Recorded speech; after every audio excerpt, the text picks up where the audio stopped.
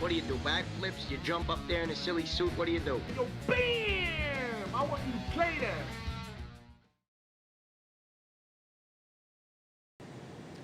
Hey, what's up, everybody? Fast Freddie back. I was off on Tuesday, but the Fast Freddie Rocks Youngstown podcast is back. We are here at the Youngstown Studios in downtown Youngstown. We're in our big band studio here today, so you know we got a big show. When we move in, when you see the orange couches here that look like a set from a porno movie, you know that something big is going to happen here today. And look what we have here. We have like an aquarium behind here. You know, we used to have the fireplace going, which I thought the fireplace looked kind of homey. I thought it gave a nice feel, even though it's 80 degrees outside and our air conditioner isn't working in the studios. So anyways, my guests today, we got Paul and Ron from the band Bonneville, and they're also with Paul Skowron as a member of the band. And we're going to be talking about their new project that they got coming up that's going to be really cool. And they're going to be doing some Aerosmith and Led Zeppelin. I don't know how you could go wrong with those two bands, man. So, why don't you guys start out, tell us a little bit about yourself, how you got into the music, and where you from, and just, we'll take it from there. Okay, we'll start with you, Ron. Third generation musician, started playing at age 4. Been writing since I was 18. I was in a legendary band in Switzerland called Celtic Frost, and have 6 solo albums out through DSN Music in Sedona, Arizona, and played with these guys over the years, and had Bonneville for a while, which was pretty much a 70s tribute, hard rock, and now we're launching into something called Led Smith, which is all Led Zeppelin and Aerosmith, because we love those bands, we grew up with those bands, and those are the bands we play the best, so we thought that'd be the way to go. And for a night at the bar, you can fill out, every song you're going to play is going to be a hit with those. You can't miss. Yeah. So you've been around this for a while here, man. You're no slouch. You've been around this here for a while. My whole life. Okay, and now one thing I noticed, a lot of the guys that are really good, they all start at a young age. So you started playing guitar at 4? Playing drums. Oh, you're playing drums. Picked up a guitar at 15 because I wanted to write songs, which I couldn't do on drums. Right. So, but that's my family's all musicians. Mark's Music in Hermitage, PA since 1947. So it's no accident that I'm doing this. Right. And that's what I always find amazing is these guys that start so young and and just kind of have an ear that it's natural. Do you feel that it's just kind of a natural thing? Because I couldn't carry a tune or keep a beat if you paid me. Yeah, it chose me, pretty much. 5 years old in Warren, a place called the Living Room, my dad was playing in a jazz trio, and he counted off 4, and that was the end for me, man. I want to be that. Yeah. That's good, man. That's good. And then what was the first song you learned how to play? Oh my goodness. At 4?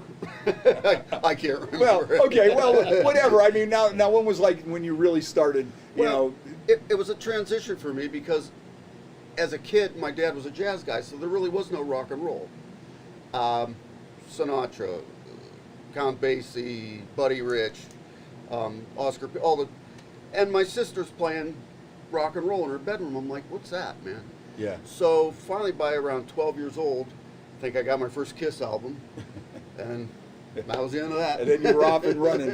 You see, that's one thing about Kiss, too. I mean, there are some people out there that, make fun of Kiss or whatever. But I'll tell you what, Kiss is probably, right up there with the Beatles for that next generation that made people want to pick up a guitar and get out there and play. Especially the early stuff.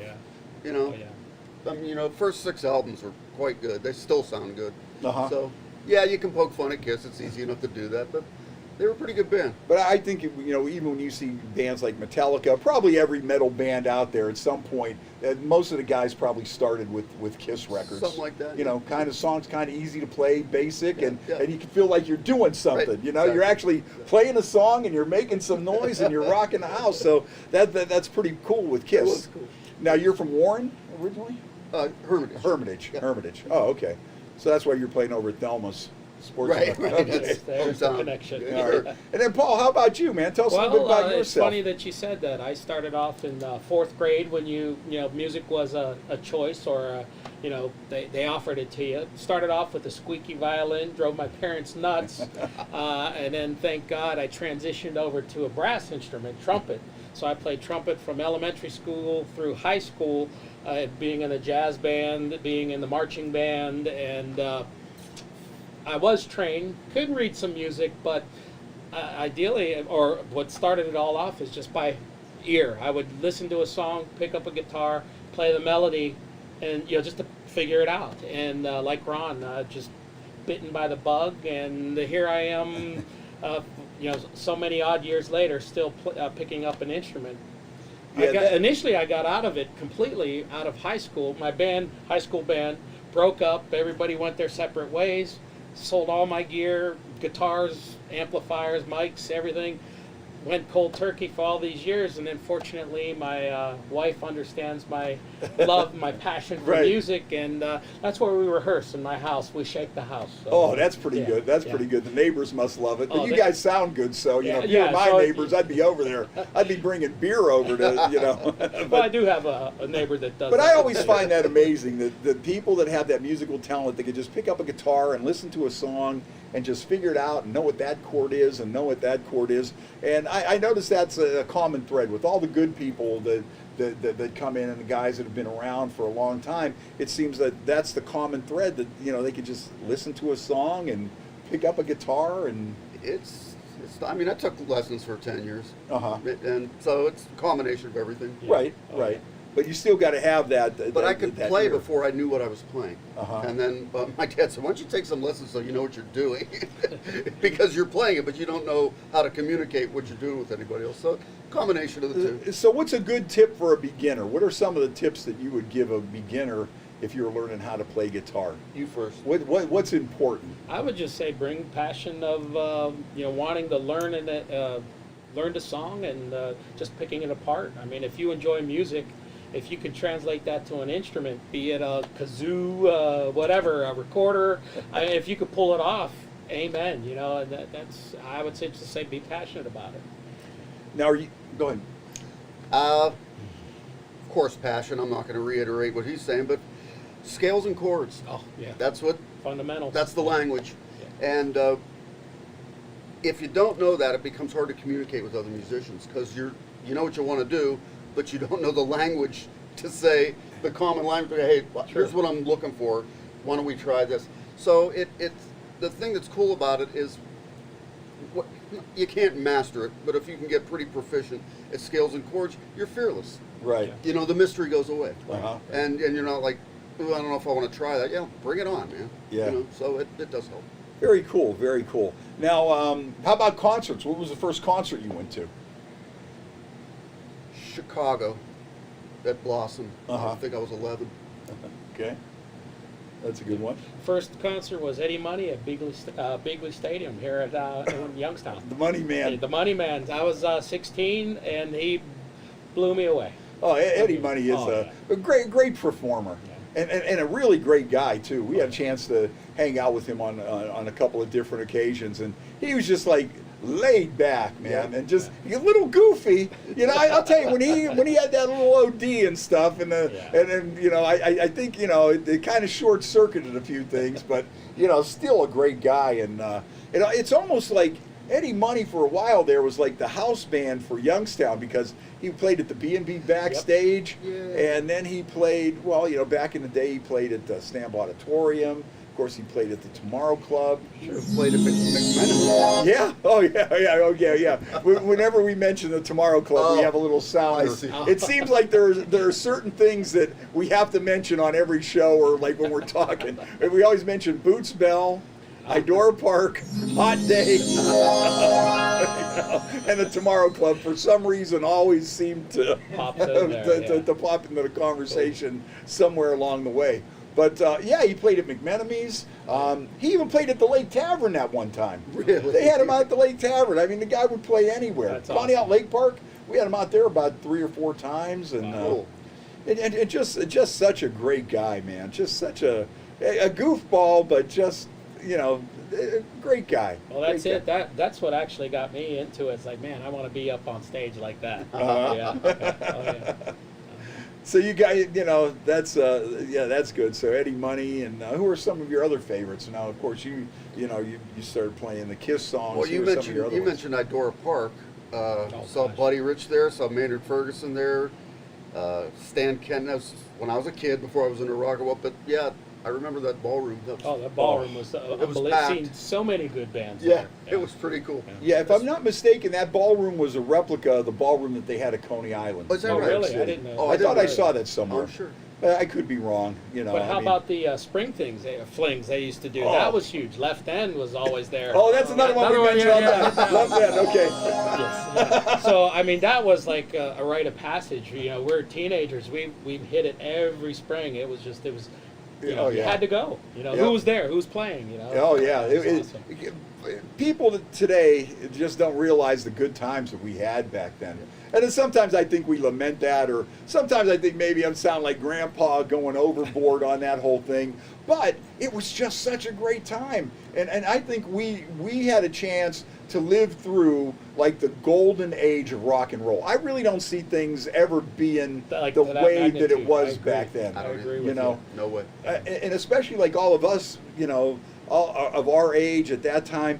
I mean, that's all we did. We lived and breathed rock and roll. It was like everything. I mean, that's all we cared about, man. I had friends back in the day that worked at the vocational school, Chopin. Yeah. And they worked in graphic arts. They would make disco sucks buttons, and I sported it proudly back. I still have that button today.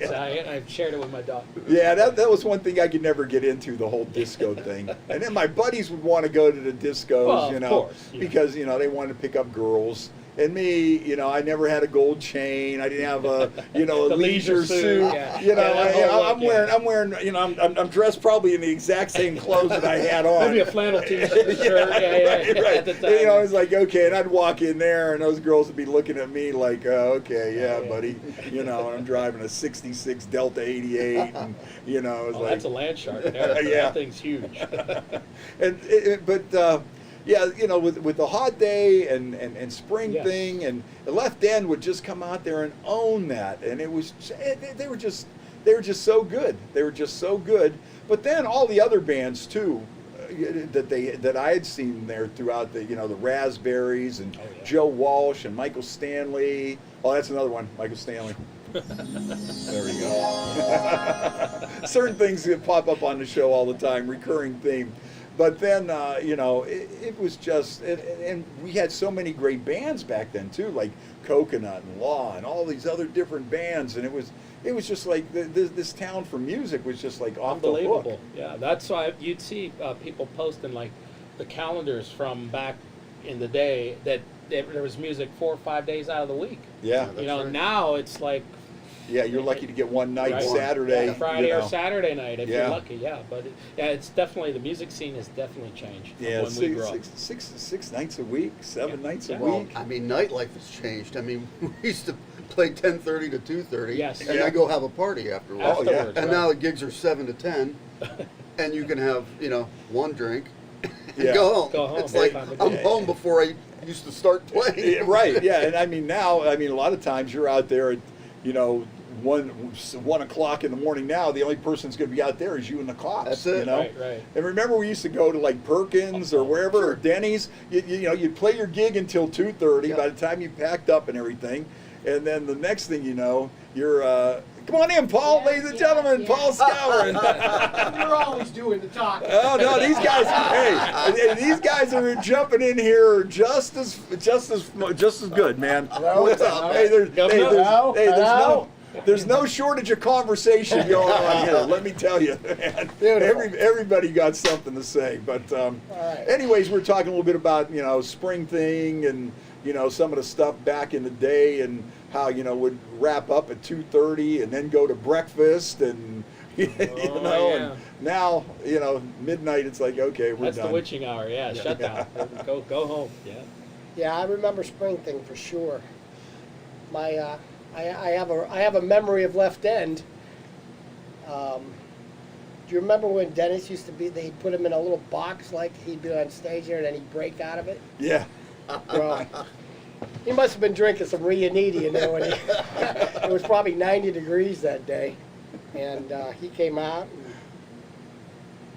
in rare, not rare, but in new or rock and roll form, you know, puked all over the place, and then went into the song. And everybody thought it was part of the show, man.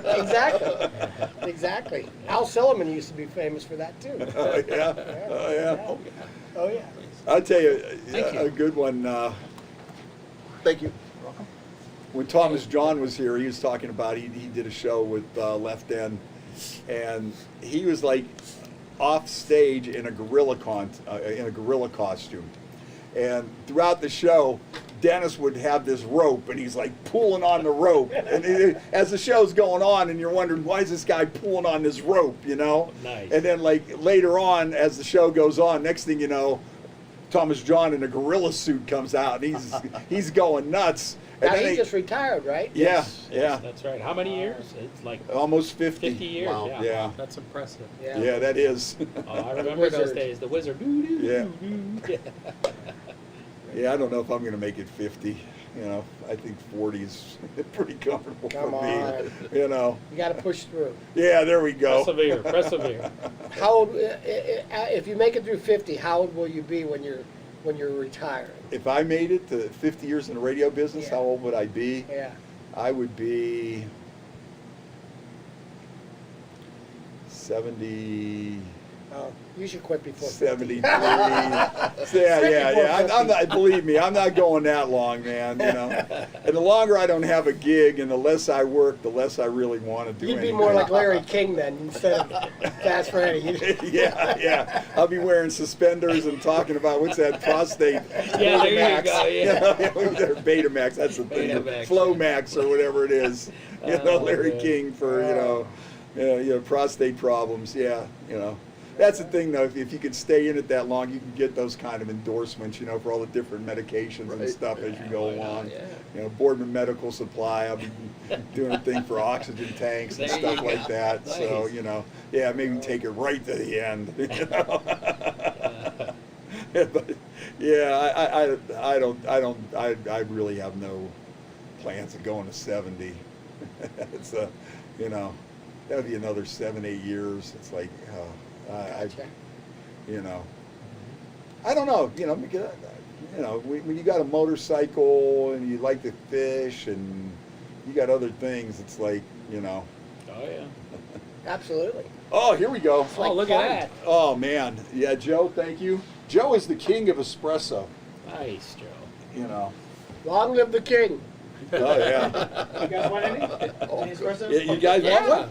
They're If you don't good, mind, man. If you don't mind, hell yeah. I'm You don't have telling any Medellin to put in there, do you? No, I do not. I'd like a steak medium rare.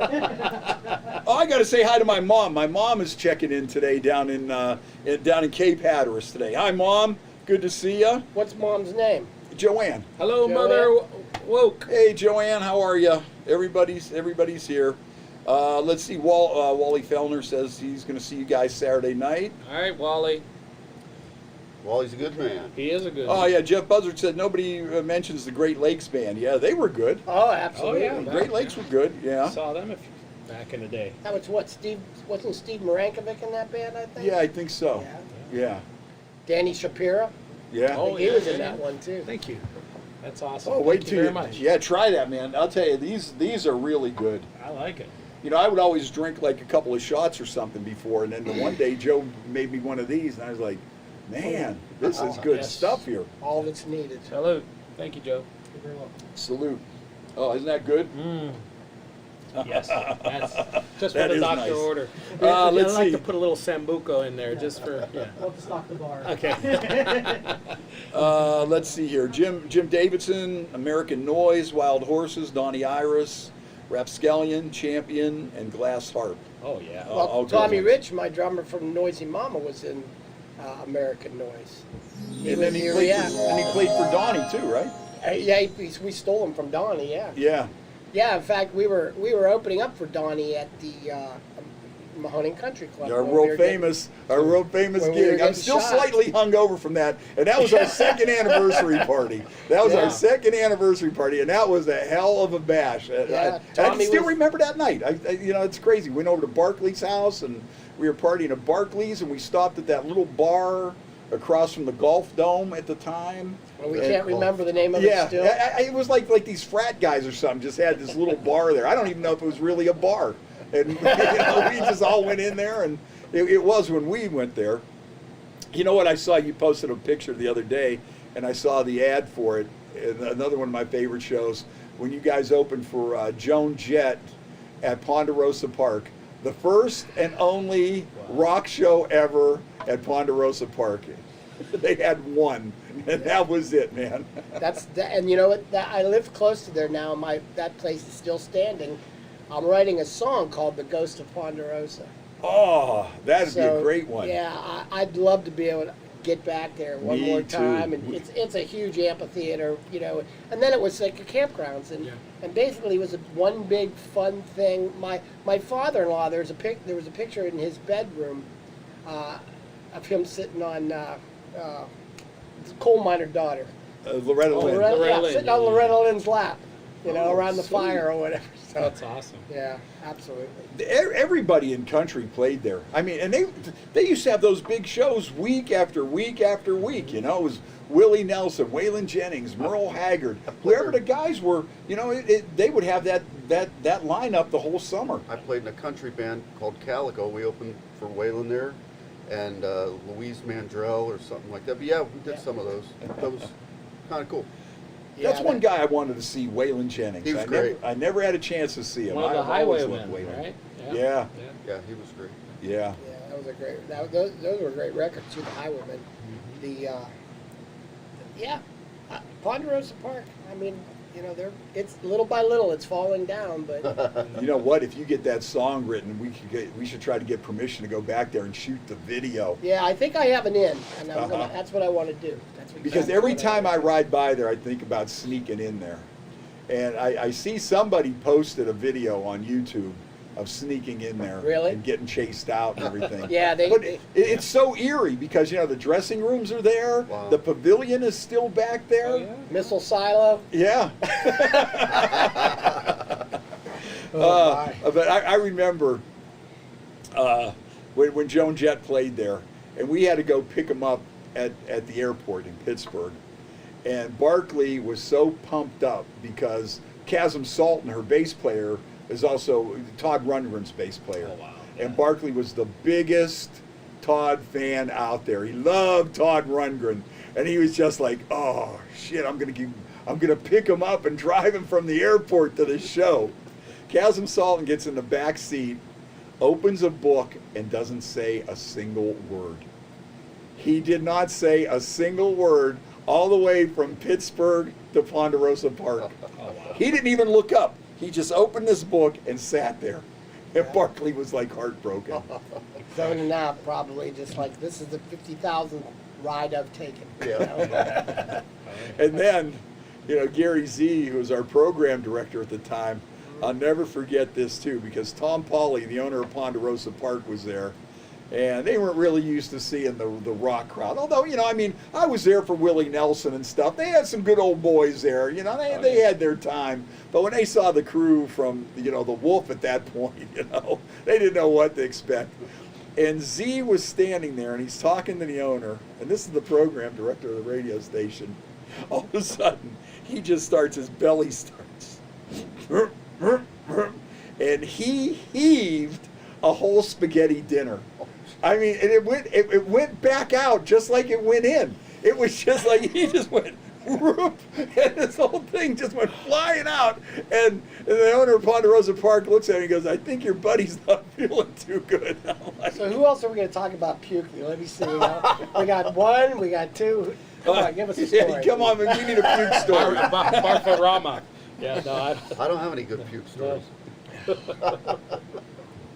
So we're looking forward to this show this Saturday. Saturday, yes. And we're going to be shooting some footage too, and hoping very much to have some people there. It's going to be nice to get the world going again. You know? Oh, I think so. I think so. So tell us a little bit about this whole Leadsmith thing, where you guys are playing, and because first of all, I think those two bands, we were talking a little bit of, you know, before you got here, you know, but we were talking about it, but those are two bands there that you're going to play one freaking killer song after another all night long. Exactly. Well, we're going to be playing at the Youngstown Acme Club. It's in Coatesville, Ohio. I guess that's considered Coatesville on 616.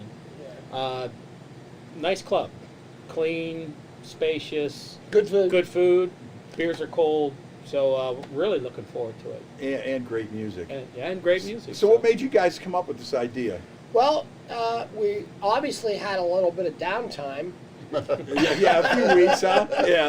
And you know, we stayed in touch, but also we kind of we have an agent that, you know, the Bonneville thing was absolutely great. We were doing well, but to try to get booked on, like, you know, some of these festivals and cruises, you know, rock cruises and things like that, he just said, I need two bands, one or two bands, you know, to tribute them.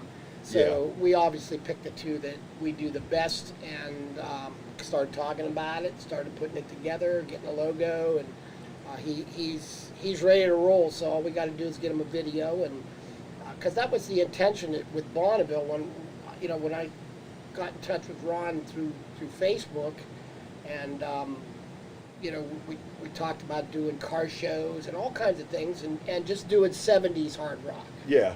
You know, And I thought it was unique to have a variety of bands, because everybody was doing one or two bands, so let's do something a little different. But sadly, the national scene, they don't really, you know, the agents are saying, you guys are really good, but I can't sell this. You know, Yeah. the venues do what they do, and they're not going to take a chance on anything else. So this time around, once we all decided on Zeppelin and Aerosmith, you know, we're kind of fronting stuff with them. We don't want to screw this up. Let's do this right. Yeah. So I think we're on the right track. We got some cool songs. Absolutely. How come Now- you're not over here? Now I know, you know, Paul, you're a big Aerosmith fan. Well, here's his story. We were talking about this last time Paul was here. Went to the World Series of Rock in 1978, Cleveland Stadium. It was the Phil Lynott was there. It was like one of his last gigs with Thin Lizzy. Bon Scott, AC/DC. It was the Scorpions, their first American gig ever. It was Journey at the top of their game. Aerosmith, they were all messed up that day, and they broke up for a long time. Oh, yeah, They had some kind of big falling out. And Ted Nugent was the headliner. And Paul passed out on the Aerosmith. Yeah, I was with my boy, my neighborhood friends. We all, you know, obviously got in a van, drove up there, drank the whole way. You know, not being experienced drinkers, even though we, you know, I would say high school was, you know, the beginning. You know, later in high school, you know, you dabbled with it, but Yeah. you know, all hell broke loose that day, and yeah, I don't remember really one single band. Wow. I really don't.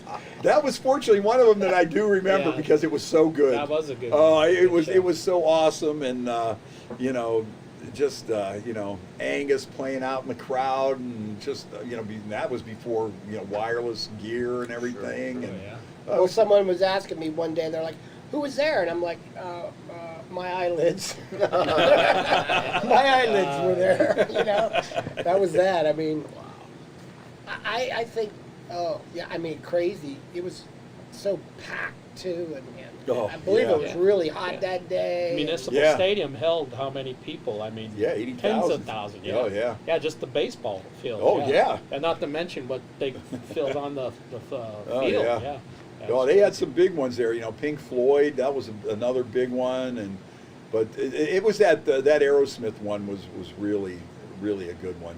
Hey Ron, what was like when you were with Celtic Frost? What was like the biggest crowd you guys got to be in? Not nothing that big. We would do Hammersmith Odeon in London.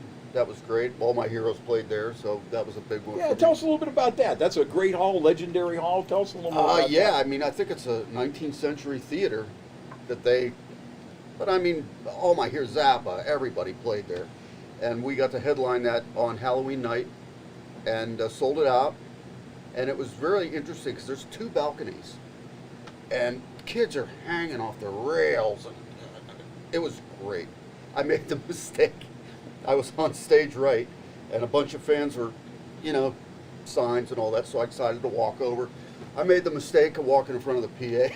Oh no. That wasn't good. So I never did that. I almost didn't make it back to the stage. But you know, those were great days. And in the States, Beacon Theater, New York, you know, those weren't huge venues. Right. Aragon Ballroom, Chicago. So 4,000 or 5,000 seaters was about as big as we did. And those are all legendary places, you know. The Beacon, man. I mean, I love the Beacon. It That was is cool. just. I love playing those really old theaters. Yeah. It was just a totally different experience. And when you look at, you know, the history of the Beacon with the Dead and the Allman Brothers and just everybody, man. I mean, that was like, you know, the Beacon Theater and Fillmore, of course, and places like that, you know, that were just absolutely legendary. So what were some of the other big gigs that you played with those guys? And then some of the people that you opened for? Or? Well, we co-headlined with Anthrax, Creator, forgetting some of the bands. Did the UK, probably about 15 dates there, and then we were actually bigger in the States, even though it was a Swiss band. Yeah. I think it's because it was a European thing or whatever. Fender's Ballroom, we almost got killed in Tampa. The barrier let go, and I threw my guitar to my roadie and ran in a room, and National Guard and the whole mess. Wow. Yeah, it was for Fender's Ballroom in L.A. Kids are climbing the scaffoldings, you know. Harpo's in Detroit, I got attacked by a girl on stage. That was a dangerous place. You know that. We played Harpo's. Yeah. Harpo's. Tell us a little bit White about Noise played Harpo's, actually. that. Yeah. That was crazy. So, you know, crazy rock and roll stuff. Yeah. So well, how did you get hooked up then with these I was guys? a fan. I was in a country band. The bass player turned me on to Celtic Frost. He said, "You got to hear this band." I was into like Judas Priest and stuff like that. Yeah. But I never knew about anything this heavy.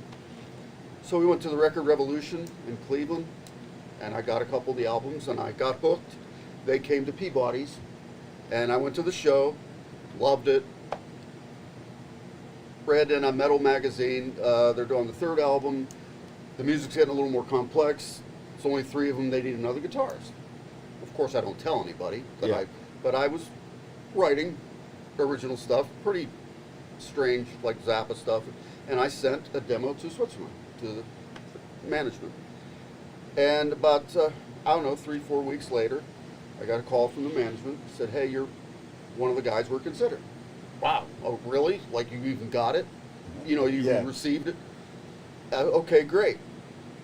And about a few weeks later, Tom Warrior, who's the lead singer, called me. They were in Hanover recording.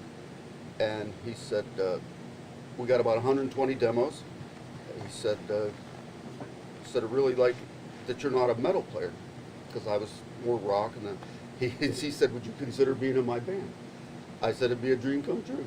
So about a month later, I flew to Zurich and lived there. And we did an album in 89, 90 in Berlin, and I saw the wall come down. I was there the night the wall came down. Wow. Yeah, the timing was great. Yeah, yeah. So that band, right place at the right time, I guess. Now, see, that's a pretty wild story. So you were a fan, they were playing in Northeast Ohio, and the next thing you know, you're in Europe, and you're a member of the band, and that's crazy. Yeah. That is really a crazy story. I mean, I didn't even tell anybody I sent a demo because I thought they'd laugh at me. Yeah. But yeah, you're going to join them, right? Right. And you know, it's funny what you said about you even got it, because you know the demo. Because Well, how do I sent a cassette? well, every label had a box in their vestibule that would say demo drop, you know, and the bands would come in and they'd drop a demo and then the flames would shoot up, and it would be gone, you know, no more. Nobody, you know, went down to the incinerator or something. That's where it led to. The grinder, So yeah. it's hard to get people to hear your stuff, and especially back then, I think a lot. It's always hard. I mean, was there ever a time it was easy? I don't think so. Right. Now, what's the difference between the audiences in the United States and when you're in Europe? What are the differences? In the UK, if they like you, they spit at you. Seriously. And I found that a little odd and dodged a few of those. Not much. I mean, it's crazy. Those crowds are nuts. And it's really fun. We had a great road crew, a crew that did Def Leppard and Metallica. They were off that time, so we got them and made really good friends with them. And the crowds are the crowds. You know, Yeah. they love it. It's pretty universal. Just out there to bang Yeah. your head and Yep. let's get crazy. I and mean, jump off the balcony and Oh yeah, charge the stage diving and all that stuff. But even now, I get people on Facebook write me and send me stuff to sign, whatever. They remember, you wore this shirt in Milwaukee. What? And, you know, they have the set lists and all. It's amazing all these years later how much attention it still gets. Right. Because a lot of bands last 6 months and who cares, right? Yeah. So, pretty fortunate. And how many albums you guys put out? All told, I'd say about 8, Oh, okay. something like that. Oh, that's crazy. I wasn't there for the whole time. Yeah. I joined a little later. Yeah, So I wasn't right. there for the first 3 albums. Uh-huh. That's pretty crazy, Yeah, man. it's What good. a wild story. It was That's quite just something. a wild story. It was quite It's something. like a dream come true or something. Or that could be a movie. Yeah, you it know? could be a Kind of like Ripper Owen, you know, how he ended up getting a priest. And the You know? yeah. There you go. Well, yeah, that tribute thing too, and the Journey guy, you know, who's in Oh, Journey right, now. right. Oh, yeah. I mean, you know, you never know. Just never know. Yeah. Hey, maybe Aerosmith will, you know, Yeah. grab me. Yeah, that's it, man. Sorry, Steven. You know, whatever. You gotta go. Yeah, there we are. So what is it about Aerosmith that you like so much? What is it that, you know? That's, I mean, you know, I remember just again, you know, that was the school when I was in high school. I loved me, Harry Bendrick, John Caputo. We'd drive around the Galaxy 500, and I would be singing Aerosmith. You know, never really thinking that I was going to become a singer. Just loved it. Just loved it. We, in fact, you know how high schools will be like, you know, what's your class song? You know. Yeah. We had to vote on it. Well, we like stuffed the ballot box for Dream On. You know, we were writing it down. You know, and mimeographing back Oh, then. yeah, right. Used to love the smell of that, The too. smell. The smell of it. Yeah, I'm telling. Didn't do too good young on the people, test. You'll maybe. never know the smell of mimeograph. No. That we should bring that back. Yeah. Yeah. Oh no. Chemicals. Maybe they do like a home deodorizer. that Yeah, smells there you like- go. Potpourri, yeah. Mimeograph I'm feeding you potpourri. gems here. I mean, come on. No, I just, you know, I loved, always loved Aerosmith, and especially the, you know, I only saw him live twice. Once, I didn't see him. Yeah, They you were went- there, You were there, kinda. but yeah. And then the second time was when I was in Noisy Mama, and we got to go, you know, to the show and go backstage, and I got to see him at that, you know, level. Yeah. That was real cool. You know, but you know, I hung it more out. I didn't even really go watch the show. Watching other bands play depresses me. I want to be up there doing it myself. Right, put me in there. Oh, Put me in, coach. I'm that way too. I go see a show, I'm like, give me that thing. come on, It's strap hard- one it's hard- on, man. it's hard to let, me, watch. let me jump in there, man. Well, you know, my brother and my sister-in-law took me to see Eric Clapton. You know, and when I was down in Virginia, and you know, I felt like such a jerk because he was like, "What do you think?" I'm like, "Ah, depresses me." You know, I should have enjoyed it. Sure. I should have Yeah. enjoyed it more. You know, I always looked at it as competition, not as Oh. not as going to see a band. You interesting know, spin. they're my competition because I'm still swinging. right. You know, I'm still doing it, and Yeah. so, but I would, you know, I would more have loved to see, you know, while she was alive, Aretha Franklin, something like that, you know, Yeah. I would love to go see perform. Yeah, back in the day, I'll tell you what though, Aerosmith live was really not that good because they were always fucked up, you know. And the only thing is that kind of saved them is because the audience was just as hammered as they were, so it didn't really matter, you know. That was back in the days when you would shoot fireworks at the stage and stuff, you know. When you look at those old concert posters that say no bottles, no kegs, no fireworks, you know, the three things you couldn't, you know. Keep in mind, there was a point when you were allowed to do that at concerts, you know. You could just bring in a bottle of Jack or whatever and you know, and then throw it at the stage, and people shooting bottle rockets at the band. Well, you know what? I think maybe people didn't go there with malicious intent, and that's why. Now it seems more like people are a little more, you know, they want a pound of flesh or something, and they want to make trouble. We just wanted to have fun, and that was part of having fun. Right. You know, like, wow, that blew up. You know, oh my gosh. You know. Crazy. Am I not entertaining you? We just all want to be a part of the show, man. That's all. That's it. Yeah. We're helping you guys. Little color. I was just talking to Ricky Rockgod, who was our old lighting director for White Noise, and you know, we used to have in the clubs at Studio West, propane flames and fireworks. We used to have that on a club level. I don't know how we got away with that, but it was so cool, you know, to have those kind of things, and then like hundreds and hundreds of lights, and we would build trusses and just had a blast, and you know, hopefully in some way we can get to that level with you know, some band out there to do something like that, except for on the highest level, you know, where you're expecting to see it. Yeah. But a club level is always nice. Oh yeah, yeah. No, those were some good shows back there, man. And Studio West was just like, you know. So we were talking about that. That's one thing we always talk about here too. As you know, we lament the loss of the rock club. Oh, right. You know, there's really no rock club anymore. You know, like JB's was a rock club. The Tomorrow Club was a rock club. The Arcade was a rock club. You know, Hammerjacks was a rock club. Seclusions was a rock club. Studio West, it was just like a rock club. It's a little bit different than. It had its own smell. Yes, everyone did, man. So you knew it. Every club had its own smell. Yeah, you could tell where somebody went just by smelling them. You know, I remember the Parlor in Niles. That used to be one that was so unique. The Parlor and Grandpa's, and the Parlor had that pressure fried chicken, and it was like you would walk out of there, and it would just be like you were at the Parlor, weren't you? Me, no. How do you know? How do you know? Yeah. Oh, that's funny.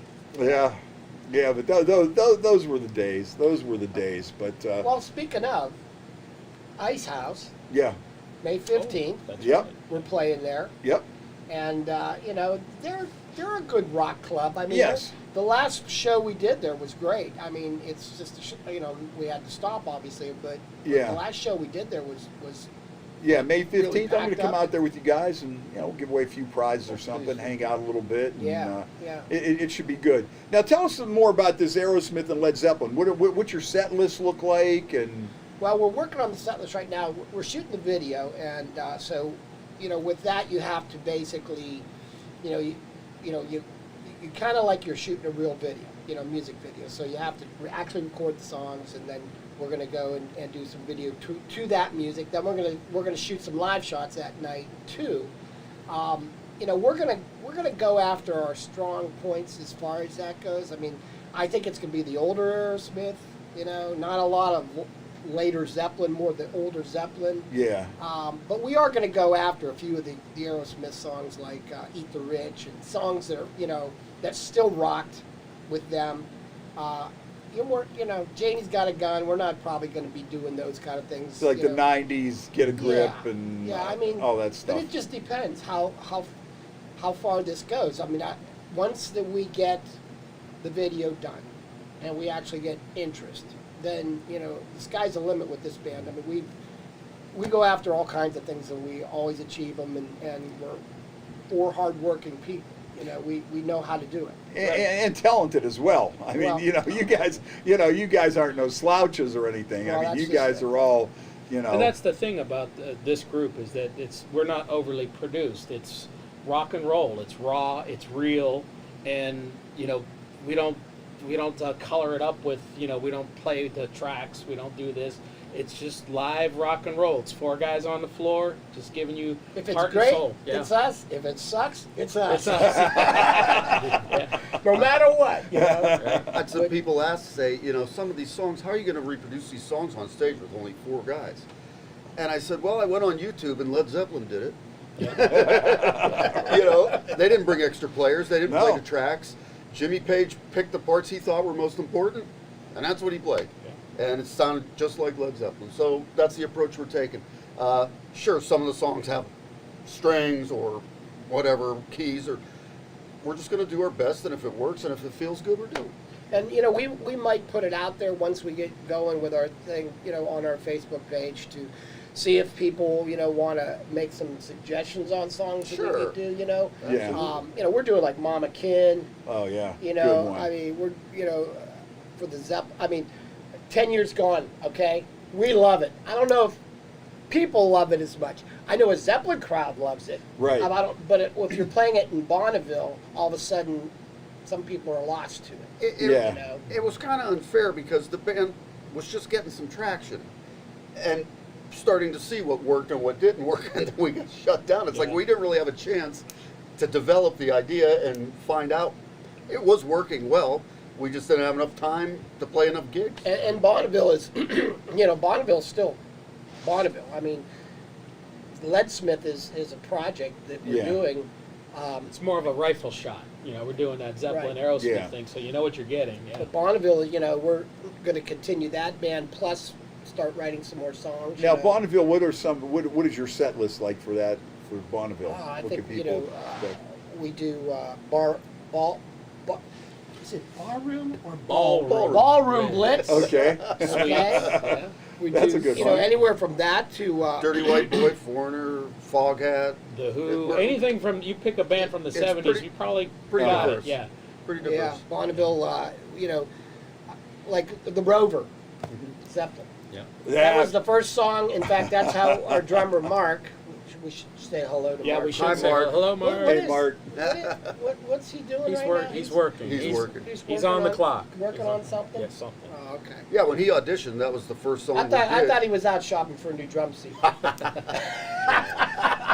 But now, Sorry. see, that would be a cool song that you usually don't walk into a bar and then you're going to hear the Rover. And we're trying to be Right. that because there's plenty of tribute bands out there. What sets us apart? What makes us special? That's right. And that's exactly what almost everybody says. No matter where we play it over there in Sharpsville at Yeah, we Velma's. mentioned Velma's, Talking yeah. about. and the people are like, man, you guys play things that nobody else plays. And I think your band with Paul Nauvoo, Deep Cuts, when you guys, Oh, yeah. that's what you guys kind of did. You were playing songs that nobody really plays Right. out. There's those chestnuts that it's a great song, everybody knows it, but local The bands radio don't cover didn't it. The play it. radio don't play them. Right. It's just that All wasn't that in much. rotation. But great songs.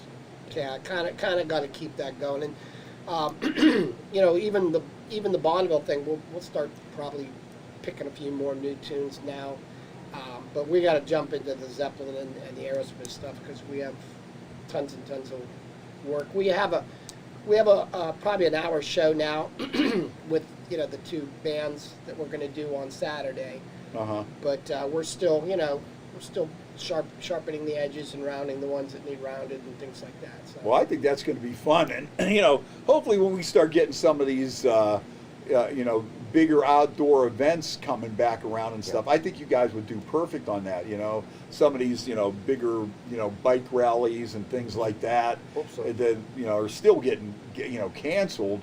But I think, boy, you get a band like that that's going to do Aerosmith and Led Zeppelin. That's going to be a crowd pleaser at like an outdoor summertime festival type deal, No doubt. I think that I would love to really get into the downtown, the amphitheater down there, the one in Warren. Yeah. We're going to shoot after all of those. But again, people are so, they're still going, I don't know, maybe not. I know. Yeah. I just saw they canceled the Italian festival, the Mount Carmel festival did? here Is that in right? Youngstown, for the second year. Wow. I hope they're going to still do the drive-through. I mean, I know didn't they do that at the Greek Festival? They still had you can go get the food. really? Yeah, Because yeah. you know, I mean, it's great to see the people, but that's what it's about. Oh, The food around especially here is at so Greek good. Festival in Warren, man. The Oh, that's a food good there one. is just like off the charts. Oh, yeah. You know, That's good that always used to be my favorite one. The pastries they would break out, and the honey donuts, and just everything, man. That was. I can't think of the names of all that food right now, but That's what I was trying to think. there's a but lot of I'm there's a not lot gonna- of things. Yeah, Solomanakia, yeah. There you go. Spanakopia. Spanakopia, Come that's on. it. Yeah, there you go. There you go. I've numbed a few brain cells here Yeah, in, well. in the past, you know. See, that's another reason I couldn't hang until 71. I'm having trouble thinking now at my age. Could you I was imagine? thinking the same thing. Could you imagine that in a few years? Well, that's the thing, you know. I'm starting to review the songs that we had from Bonneville. I'm like, oh yeah. I remember when I was 19 and 20, and I could learn songs without a problem. I didn't, and back then, again, you didn't go on the internet and find the song. You listened to it, Right. and you wrote the lyrics down on a piece of paper with a pencil, and then you learned it that way, and that's the best way to learn lyrics. But now that I'm at that time we started that band. I think I was 58, 57. Now I'm 60, and I'm like, you know, okay, come on, brain cells, let's crank it up, you know. So, but it'll be cool. I think so. It'll be cool. We work hard. I think so. We really do. So, what's your favorite Aerosmith album? Get your First wings. one. Get your wings. Was mine. Get the first one. What's your First one. wings? First one? First one, yeah. Yeah. Aerosmith, yeah. I mean, so raw. So. Oh, yeah. So. Make It, So Mama separated Kid. in the mix. Yeah. You know. And, Yeah. And just like. Even Tyler's voice was so different than it is now. Yeah. He's got an amazing voice, but his voice then was just this. Moving Out, that's another good one. Walk the Yeah. Dog is on there Dog too, is- right? that's a good one. Yeah, that That's is a great good tune. one. Yeah. I wish we could have, you know, brought, did some. here, Yeah, I but- know. but We'll do them Saturday. Yeah, we were hoping the guys could play some of these songs, but unfortunately now with the licensing and stuff, it's crazy out there, right, Joe? We had, you get one warning and then you're done.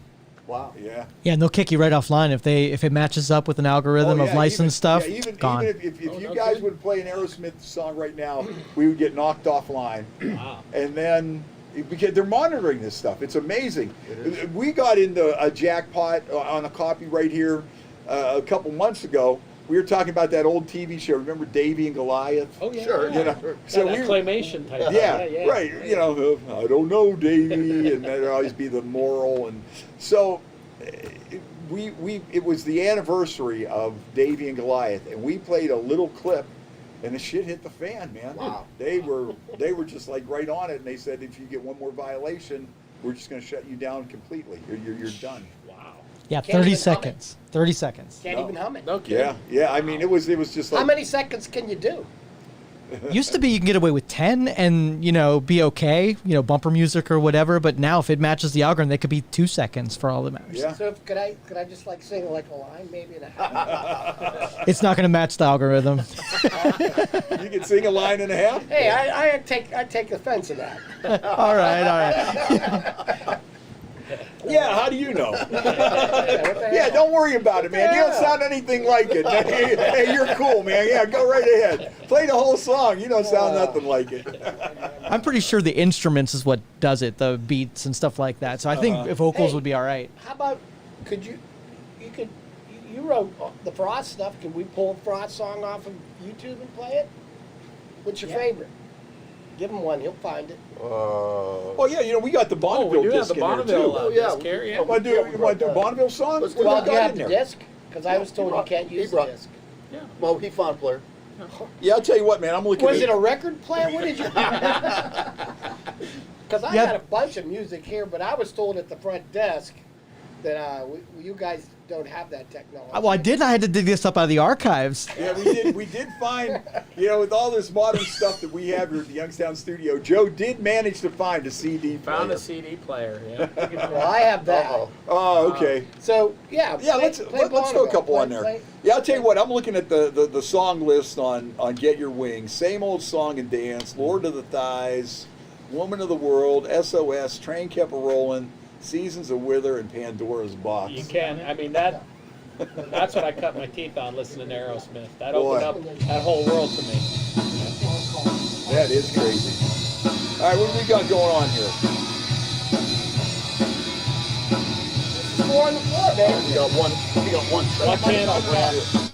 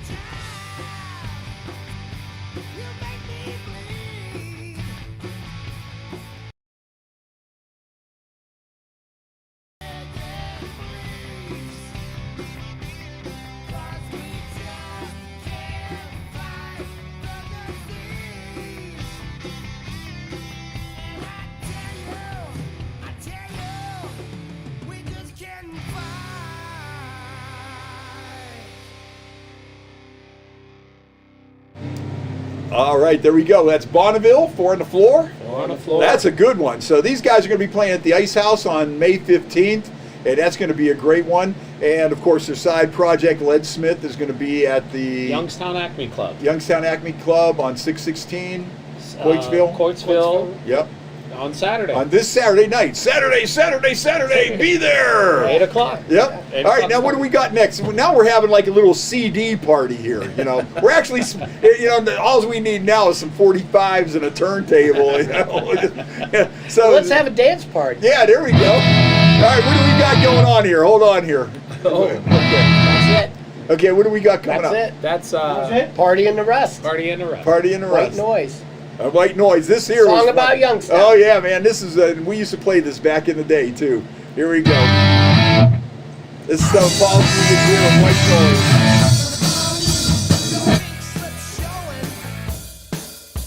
I'll hit the street at midnight. I didn't work today, but you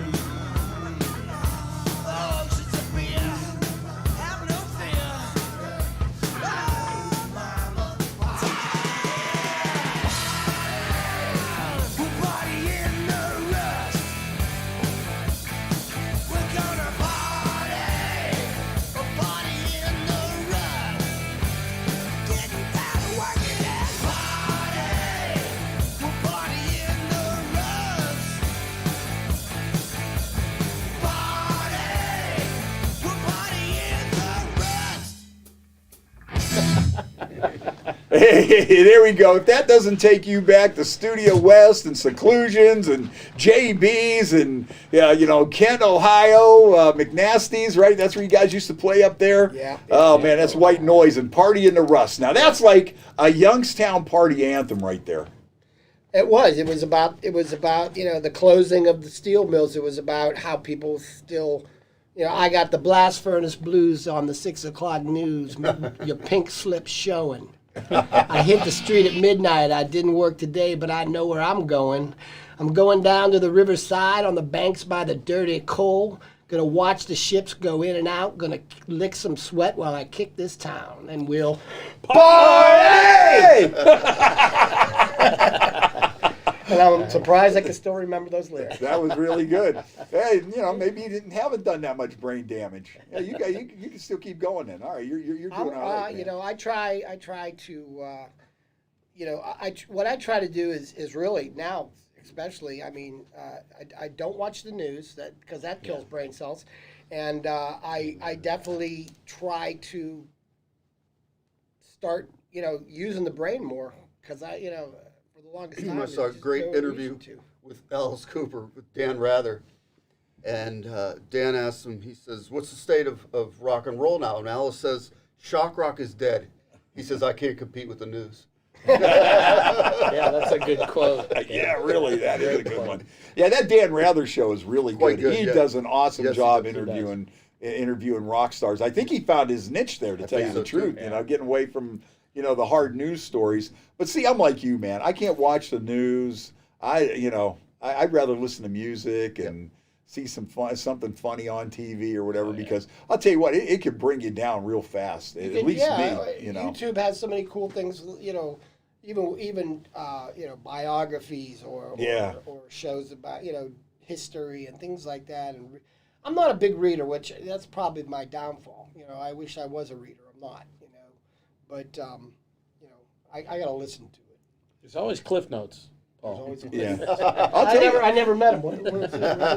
The one show everybody was talking about this last week is they had a documentary about the life of Ernest Hemingway on PBS, and a lot of people I noticed were commenting on that on Facebook. See, I would rather watch something like that than sit there and watch Fox News or MSNBC or whoever, CNN or whatever. Then I would rather watch something like that. To boot, instead of sitting there going, "Oh man, yeah." I'd rather hear Dan Rather talk to Alice Cooper than hear these guys talk about whatever is droning on. So what's it like to have a dad that rocks? It's pretty great sitting at home listening to you guys. Well, I'll give you that sawbuck later. Heard that plug. And everyone's going like, "What's a sawbuck?" Yeah. You know what a sawbuck is? No. $5 bill. $5 bill. $5 bill. That's the old school there. Yeah. The could we play another tune? Yeah, absolutely. Which one do you got going? He's got it queued up. Yeah. Okay, what do we got going on This here? is Ron? my solo project, Subsonic. I have 6 albums out on DSN Music, and this is called "I Could Be Anybody." Oh, that sounds really good too.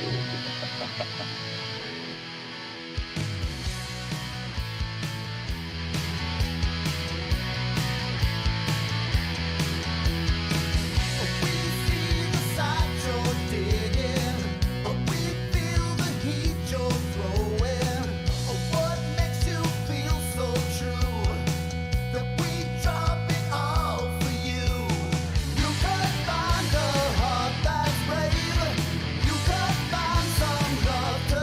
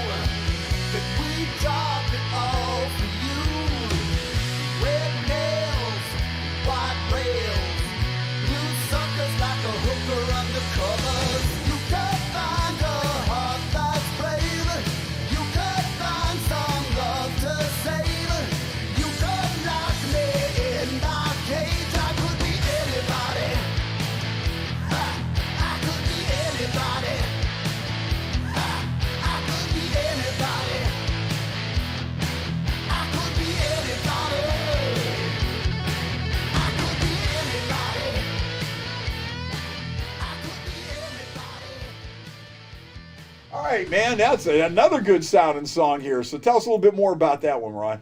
That particular song, I woke up one day singing the refrain. And so I stumbled to the studio and got it recorded before I forgot it. That was one that just fell out of my head. That's probably on the third Subsonic album, which is called Blood Groove. And it's all online, dsnmusic.com. Okay, we'll have to check that out. We'll definitely have to check that out. So, these guys, we got Paul, and Ron here, and they're from the band Bonneville. They're going to be playing at the Ice House on May 15th, and they also got their other project, Leadsmith, and they're going to be playing this Saturday night at Coatesville at the Youngstown Acme Club. Yeah. So you got to check these guys out, man. I mean, these are top-notch musicians, and it's going to be a great night. It's going to be rocking. Now, Paul, you just not too long ago released a solo album out, and if we don't play a cut off of this, Paul Unger is going to come in here and shoot us.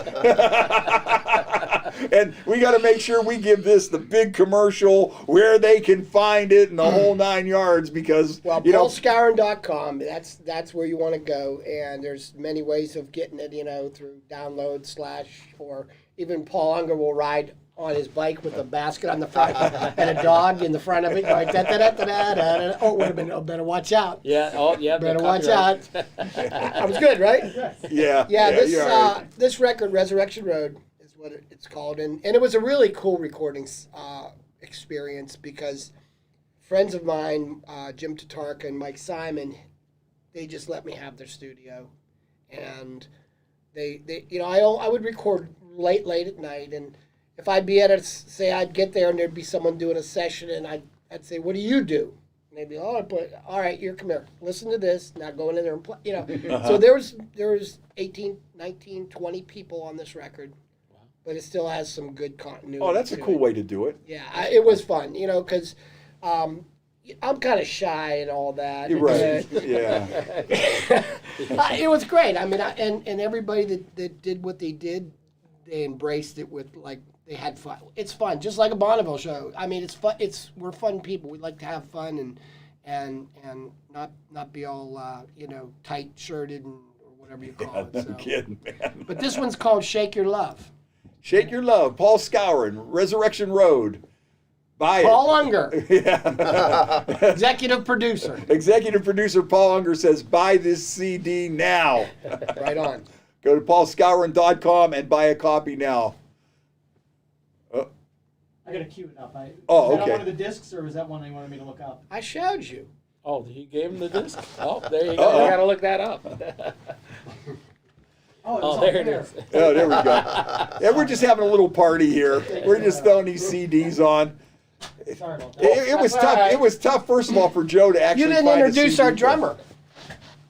Oh, okay, yeah. Let's do that right now. Paul, would you?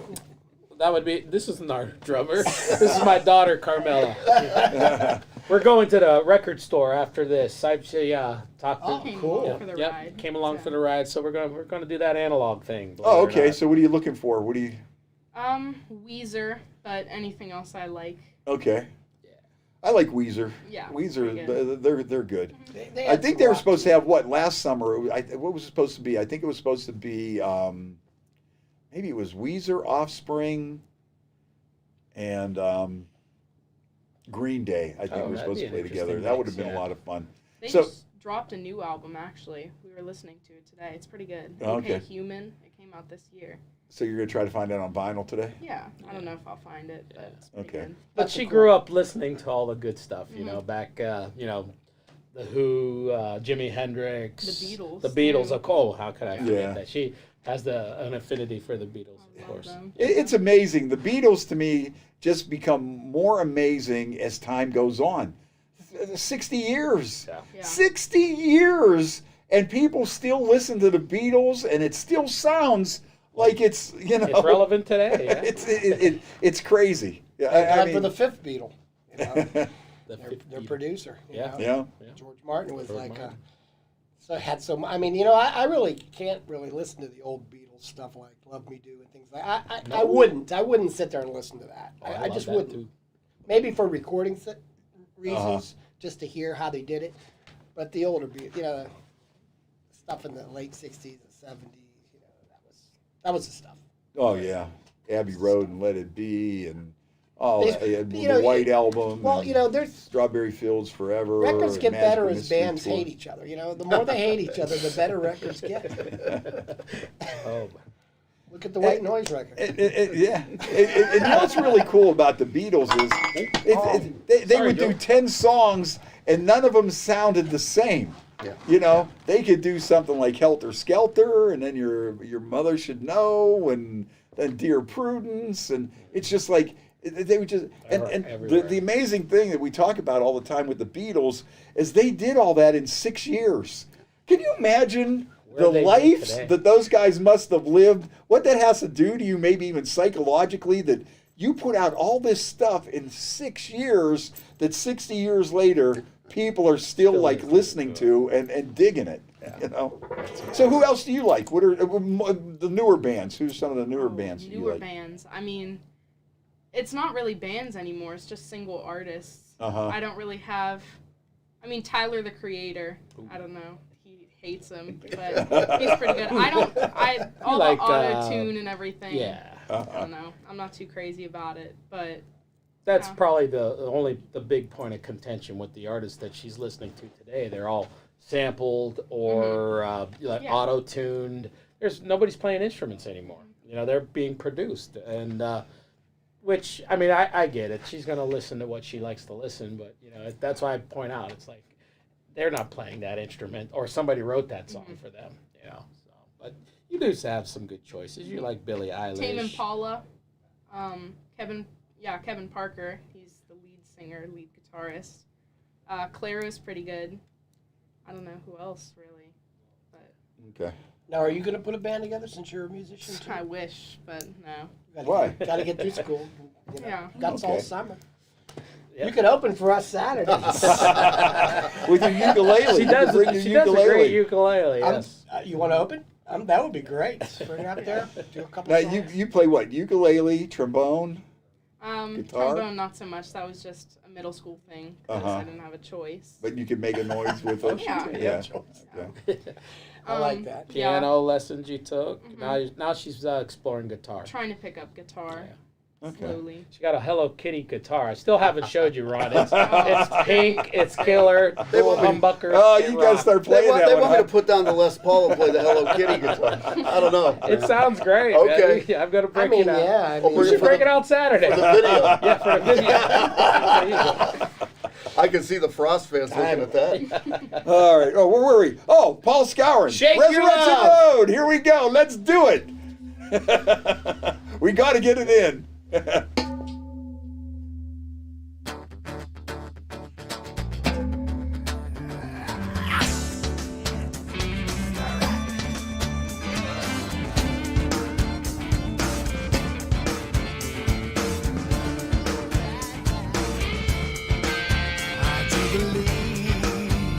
I do believe I'm sinking fast. And you do deceive me, baby. You do deceive me with your sharp tongue. Now I gotta shake your love now, baby. Give it everything I got. Gotta shake all your loving. I'm tired. You prey on my desire. Oh, but the blood that you drew from your high heel shoes is a warm, warm reminder that I gotta shake your love now, baby. Give it everything you got. Gotta shake all your loving. Do me, gotta shake it. Oh, don't you make me shake your love now, honey.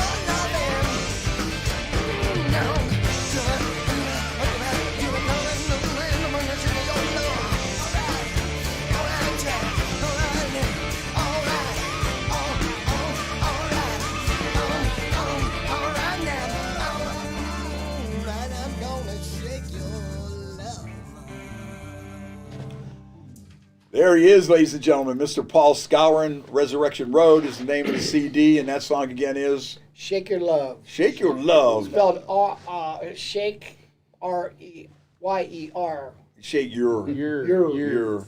So it's your. Your. You know, he had to be a little bit, you know, deferent. And Yeah. You know, try to be like Right, and you know. special. Well, now it would be you are. You know, Okay. Shake, Oh, you're right. You are. You're right, because of texting. Now she'd be able to help us more on that, on some of those, you know. And then then you got to like maybe use the letter Z in there, or you know, different abbreviations. You know, what are some other abbreviations that Paul could use in his songwriting or song titles We'll have or to bring 'em up to albums or? speed. Yeah. I'm actually writing a song right now about Facebook. You are. Yeah. Tell us a little bit about this one. You're not my friend, and I don't like you. Nice.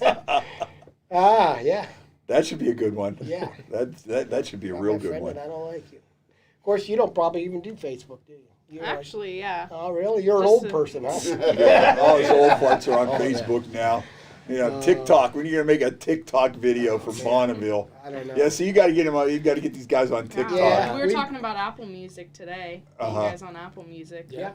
All that We're gonna stuff. get 4 on the floor. Yeah. Well, I can't wait to. Yeah, I mean, we wrote one song, and you know, it was a great experience, and it didn't take very long, and so I'm sure once we get this project going, that we'll whip out another song and get together. We don't even get a chance, you know, busy schedules. We get together, rehearse, and everybody has the songs learned when we get there. And so when we're, you know, but I think this summer we'll have more time to get together and work on original music. Yeah, that'd be cool. Definitely. Yeah, I'll tell you what, man. You're still hitting those notes on that last song. You're, you know, and what? Well, I think the last time we talked, you know, you've had a lot of voice training. That's right. I was giving you lessons. Right, that's right. Yeah, he was. That's right. Don't let your vocal cords get in the way. Yeah, Right? yeah. You know, not only from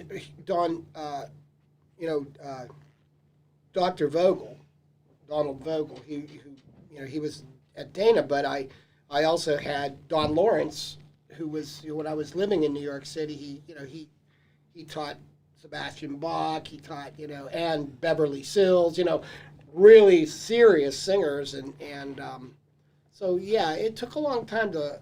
The longest for me, as far as learning how, was to forget all the bad habits that I had, and they still creep back from time to time. So, like, what are some of your bad habits for singers? Drinking Jack Daniels all night while you're singing. That's Oh, I thought that was was a one must. of 'em. When did that become a bad habit? Wait a minute now. I didn't see that one on the list. Getting in the way of your voice is the worst habit. You know, thinking that you're actually in control when you're actually not, because your vocal cords are an involuntary thing. You just got to get out of their way, and they're going to do whatever that wind that's behind them gives you. You know, but you know, if you try to get in their way, it's usually ends up in nodes, you know, on your vocal cord. So, and Explain that a little further. Like, your vocal cords get in the way. Well, again, I think the last time I was here, I kind of showed you the yawn thing, right? You know, that's Oh. well, no, Huh? it's a yawn thing. It's like yawning. Okay, now this is going to be loud. So, Okay. Oh, that's you know, right. you just get everything. It was it just the vocal cords were going. There was no throat there at all. It's just it comes through the head. It comes out of the mouth and the nose and things like that. So, but it's really a science. yeah, and you know, it's not easy to sometimes get it through to people. You know, I want to teach, but I had a female vocal teacher too in the beginning, but that just didn't work out with me. Mrs. McBen from New York Music. Do you remember Mrs. McBen from there? She was a great teacher, but wasn't right for me. You know, she got me started. Yeah. But then I went further with it. You know, but I think that there's so many great young singers out there now too. I mean, go on YouTube and see these people that just belt it out. You know, and you wouldn't know about them if it wasn't for YouTube, but it's more than just being able to do it surgically. You also have to have some feel. You have to have something to offer. You could just hit as many notes as you want. Right. But I feel I don't know how everybody feels here, but having some character like Tom Waits, I mean, Yeah. There's character. there's not a great voice, but there's Yeah, or Bob serious- Dylan, is another serious one, character. especially like Dylan now. The guy's 80 years old. He's been on the road all his life, Yeah. Yeah. See, but I like voices like that. I like those unique voices that have some mileage to it, that have some character to it. Okay, you might not win American Idol with that, but you're bringing some kind of character. You got a lot to offer. That I like those kind of raspy voices or whatever. And another thing, if you think about young artists, new artists, back when we were doing it and up and coming, going after record deals, we were poor. We had some blues to us because we were poor. We didn't have a side gig. We were just starving. Right. And that was it, and Vienna sausages, or Bologna whatever. bologna sandwiches. I mean, I forget where we were. I think it was when I was actually touring Canada, and I picked up a can of Vienna sausages, and on the top there was a label and it said non-food. That's about right. Yeah. I bought it because it was cheap, and I don't think you. I'm sure you have that now with some young artists, but there's a lot more,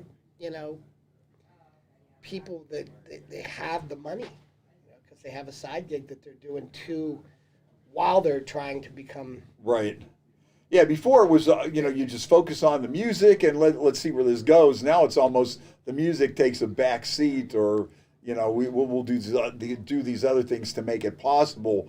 Because, I mean, let's face it, for a lot of people now, I don't even know how you would really make it these days. Well, there's nothing to make. Right? I mean, record labels. Yeah, There's they no do it. record industry. Yeah. There's no vehicle. There's no pipeline to make it. There was make it used to be getting a record label to sign you. Now it's making it is just getting the right amount of likes and. Well, the record label was your bank. They financed the tours, they financed the studio time, and it's gone. With my solo project, I talked to several agents. I said, Ron, I'll book you anywhere you want, but I can't guarantee you any money. How am I supposed to feed the band? How am I supposed to put gas in the, it's gone. Different world. Yeah, that's one thing though about the record companies. I mean, if you were lucky enough that the chips, fell your way, I mean, they did help hype bands and promote bands and get them on the radio, and there was like a whole art to it, with interviews, press, the whole 9 yards that goes along with it. And now there's nothing out there. Now, like, bands could be seen, you could put it on YouTube, you could have a million followers, but there's no money in it. There's nothing in there. Everything's free. Yeah. So it makes it. We got to eat too, difficult. Yeah. Well, that's the thing too, and I wouldn't call though what we're doing is lamenting, because we're actually letting people know that there used to be that Nirvana, and it could happen again. It could be again. It takes sacrifice to be a real artist that is going to get the people's ear, I guess. Yeah. It takes some sacrifice. It's true. The labels, what our labels now are, they grab an artist, they grab songwriters, they match them up, they produce it, and they put it out, and they make sure that the record or the radio stations play it, right? And they play it, and they play it over and over again. That's the kind of thing, when I forget, you would know when this started, when it actually started that way, when they actually started just playing the same song every half hour Yeah. or hour. When there was no new stuff coming out, or when you couldn't, like we would, walk into CD 106 Right. with a pan of ziti and say, "Here, guys, here he goes. We're Yep. taking over the control room," and we would play Right. our music for him. And, Yeah, and absolutely. People loved it. People loved Yeah, it. you so. don't see that kind of stuff anymore. It's a bygone day, and that was the whole thing. Where you actually had a whole scene where the radio station would be a part of it, the bands would be a part of it, the clubs would be a part of it, and it was all just like this whole scene, and you had like your whole crew going, and whether it was like JB's, whether it was some of these other places, and the bands, you could mention them on the air, you guys could stop by the studio, all that stuff is bygone days. And you know what? We could build that here in Youngstown. That could be built again because Youngstown is what an amazing hub it is for musicians. And it Some of the still most- is. I mean, there's a lot of good new bands out there. Turbo Lovers, I just heard their latest song, with BJ Lisco. That thing kicks ass. You got the Vindies, another one that just comes to great mind band. right off the top of my head. And, there are some good bands out there. There are. There's It's a lot of just- great musicians in It's just Youngstown. trying to get them out there, and that's what I kind of try to do on this show as well, is to, try to get the word, out there, that some of this stuff is going on. And this whole pandemic, man, that just really put such a damper on the entertainment business, I mean, it was just, Well, to say the least. I'd like to hope, but I don't think this is what happened. But I'd like to hope that what happened was all the bands that were not really good just kind of said, forget about it, and the ones that really love it and care about it rise to the top. But I don't think it happened that way. Yeah. To have a music scene, you have to have great clubs that pay great bands, right? Absolutely. Great bands. Yep. I think that's so important to have a great band to go see, not just a mediocre thing, and that might not be a popular thing to say, but that's the way I feel.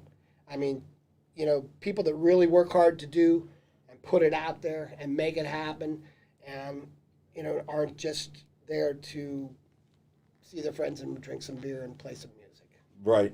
Absolutely. Little controversy for the show. Oh, yeah, there we go. Oh, we're getting all the way out there. Boy, even these guys are getting controversial now. Well, I've lived a few places in my life, and I'm back here now, and I would love to see it flourish like it did before. Oh. And there's no reason why. And I think we spoke about this the last time. There's no excuse out there. There's no excuse. Wait. There's no excuse out there to not go to see bands because you've got Uber, you got whatever. That's really the You biggest don't have to thing. drive. Yeah, you don't have to drive anymore. No. Just save, a little bit of that beer money to pay an Get out there and have some fun. contractor. That's right. Drink one or two less beers, one or two less shots. Or, There's your ride. or, it is Youngstown, or like we like to do, just bring your flask. Here's my thing in Youngstown, Ohio. My thing is, you drink a 6-pack in the parking lot, you sneak a flask into the bar, and then you bitch because there's a $3 cover charge to see the band. That's like the Youngstown way right there. Well, again, I think that's the only way any scene will grow, and I hope that happens because there are great music scenes still out there. Obviously Nashville and obviously places like that. But it's we're gonna try to do our part. We Make definitely sure are. Our shows are great, and when we first started this band, we did a 3-hour show, nonstop. That's right. Because just to see if we could. Yeah. And then we saw that we could, and we said, well, we should probably change that a little bit. Yeah. Hey, let's not let them get used to this now. But, We might have to it was do all great the to look time. sides, one side of the stage or behind you to see someone going, I don't know. Okay, let's keep going. Let's keep going. Go. Yeah, absolutely. But sometimes you get in the groove, you don't want to stop. True. Everybody's jamming. You guys are rocking. We were so happy to have it on stage. I mean, when we didn't know each other before a couple years ago, and when I wanted to start the band, I put an ad out, and he answered in 5 minutes. I'm like, I know who that guy is, but we'd never met. Right. And I thought, I got the hardest part done. I got the front man. Took a year and a half to find the rest of the band. Mm-hmm. So that first gig was 3 hours because we needed to play 3 hours because it was a long road getting there. And I think Paul. I think I talked about this last time too. Paul and I our fathers brought us together. Yes. You know? Our fathers brought us together. My father passed away, and Paul came to the calling hours, and his father passed away, and when I was talking to him, I'm like, hey, wait a minute, you play bass, don't you? You know? Yeah. Came Bam. up in conversation. Yeah. There it was. And there it is. And then I think you guys had played together before. Oh, that. 20 years ago. 20 years Something ago, like yeah. that. Wow. Yeah. So you know, it is, and again, this is not an easy thing to have. One person in a room, you're good. Two people, you're screwed. Okay, so to have four guys that are really just we got our eyes on the prize. We know what we want to do. Everybody does their part. There's no time where you get there and they're like, why didn't you learn this? Or why didn't you do? It's always there. And he brings up a good point. You know, in this whole thing, there can't be one weak link. If it doesn't all work, it doesn't work at all. You either you got to find the guys that are talented, that are dedicated, that aren't drunks, and I mean, you know, everything has to line up, or it doesn't go anywhere. You can't almost do it. Right, right. Well, see, that's why I want you guys to come out and make sure you check out Leadsmith coming up to the Youngstown Acme Club in Coatesville, Ohio, yes. in Coatesville on Saturday night, and then at the Ice House on May 15th. They'll be doing the Bonneville. As you can see, these guys are serious, talented musicians, and you're definitely going to have a night of rock and roll. This is the real deal. You know, these guys have recording contracts and performed around the world, and they're right here from Youngstown and Hermitage, and you know, so it's going to be a great night. Go on Bonneville Nation on Facebook. Like them? Yeah, And, check us out, and that's where you'll see our event pages and for Leadsmith, and come and see us. So that's going to be a good one. And then I'm going to try to come out on Saturday. I hope I can make it out. Please do, And yeah. that'd be a lot of fun. And then, of course, May 15th at the Ice House, I'll be out there for that with Bonneville, and Great. we're going to rock the house. What do you think? Should we play one more from Paul? What would you like? What do you got? Well, we got to play one off of your CD, Resurrection Road. Oh, yeah. We did, PaulSkowron.com. Shake Your Love. Buy one. The executive producer, Paul Unger, demands that you buy this. Let me see what you got. Where's the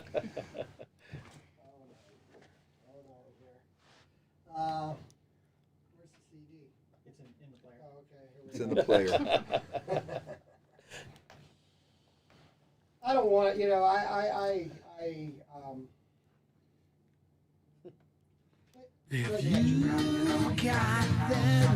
All right, hey, listen, guys, we'll just play this out.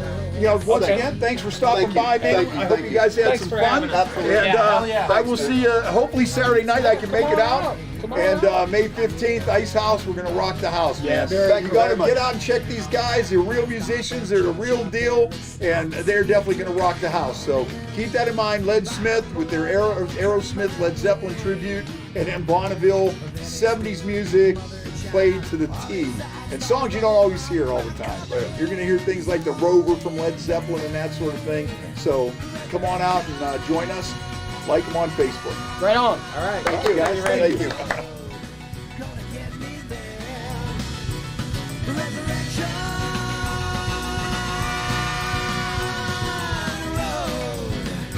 Get me there. Don't stand in line. Don't waste your time. You gotta lose. You gotta lose. You stand in line. You're gonna lose it. Spurn his advice. Hey, boy, things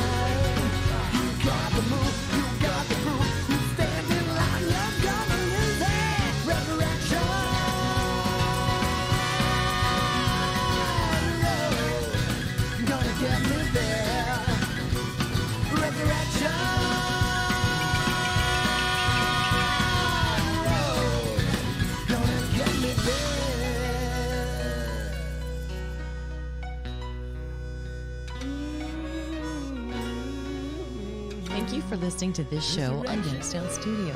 If you like our programming, we invite you to subscribe to our YouTube channel, follow our Facebook page, or subscribe to your favorite podcast platform like iTunes or Spotify. This is original Youngstown content, and we would appreciate you sharing the videos and the word about us. Thank you.